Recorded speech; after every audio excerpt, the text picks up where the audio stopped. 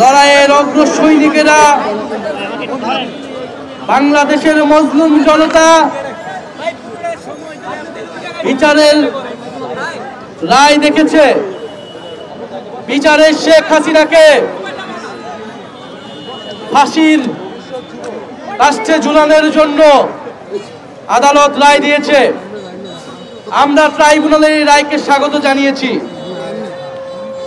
কিন্তু আমরা আজকে রাজপথে নেমেছি যে এই রায় যাতে অবিলম্বে অতি দ্রুততার সহিত কার্যকর করা হয়, কারণ রায় কার্যকরের মধ্য দিয়েই বাংলাদেশের মানুষ ইনসাফ পাবে। শেখ হাসিনার এই রায় কোন রাজনৈতিক প্রতিশোধ নয়। শেখ হাসিনার এই রায় বাংলাদেশের মজলুম নির্যাতিত জনগণের প্রতি ন্যায় বিচার। আমরা সেই ন্যায় বিচারের জন্যই জুলাই আগস্টে রাজপথে নেমেছিলাম। ফলে শেখ হাসিনাকে দেশে ফিরিয়ে আনতে যত ধরনের কূটনৈতিক রাজনৈতিক তৎপরতা করা প্রয়োজন, এই অন্তর্বর্তী সরকার সেই তৎপরতা শুরু করবে বলে আমরা আশা করছি। আমরা দেখতে পাচ্ছি যে নির্বাচনকে সামনে রেখে রাজনৈতিক দলগুলো নানা ধরনের তৎপরতা শুরু হয়েছে। আমরা আহ্বান জানাবো বাংলাদেশের মানুষের সাথে জুলাই গণ অভ্যুত্থানের সাথে প্রতারণা করে কেউ বিচারের ব্যাপারে আপোষ করবেন না, তাহলে বাংলাদেশের জনগণ আপনাদের কোনোদিনই ক্ষমা করবে না। আমরা আজকে সুস্পষ্টভাবে তিনটি দাবি নিয়ে রাজপথে নেমেছি। প্রথমত, শেখ হাসিনাকে দেশে ফিরিয়ে এনে দ্রুত রায় কার্যকর করতে হবে।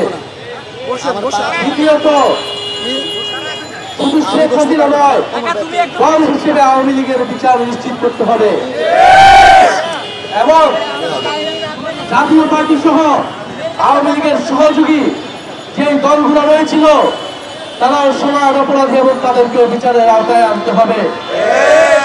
আমরা দেখতে পাচ্ছি জাতীয় পার্টির নামে আওয়ামী লীগ পুনর্বাসনের ষড়যন্ত্র এবং পরিকল্পনা চলছে।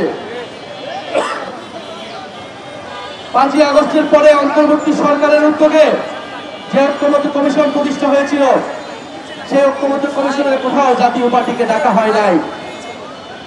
নির্বাচন কমিশনের সংলাপে জাতীয় পার্টি এবং 14 দলকে কোথাও ডাকা হয় নাই। তাহলে কোন বেসিসে তারা নির্বাচনে অংশগ্রহণ করবে? জুলাই সনদের কোথাও জাতীয় পার্টিকে ডাকা হয় নাই, কিন্তু নির্বাচনে নাকি জাতীয় পার্টিকে ডাকা হবে। এটা একটা এই ষড়যন্ত্রের বিরুদ্ধে এনসিপি মাঠে থাকবে। আমরা আরো বলতে চাই, গত 50 বছর ধরে ভারত বন্ধু রাষ্ট্রের নামে বাংলাদেশকে শোষণ করে গিয়েছে। গত 15 বছর ভারতের প্রত্যক্ষ এবং পরোক্ষ সহায়তায় বাংলাদেশে ফ্যাসিবাদ চেপে বসেছিল। সেই ভারত সরকার শেখ হাসিনাকে আবারও তার দেশে জায়গা দিয়ে বাংলাদেশের বিরুদ্ধে ষড়যন্ত্র অব্যাহত রেখেছে। ভারত সরকারের প্রতি আমাদের আহ্বান থাকবে, যদি বাংলাদেশের সাথে সত্যিকার অর্থে সম্পর্ক করতে চান, যদি চান বাংলাদেশের জনগণ আপনাদের প্রতি সুসম্পর্ক বজায় রাখবে, তাহলে অবিলম্বে শেখ হাসিনাকে দেশে পাঠানোর ব্যবস্থা করুন।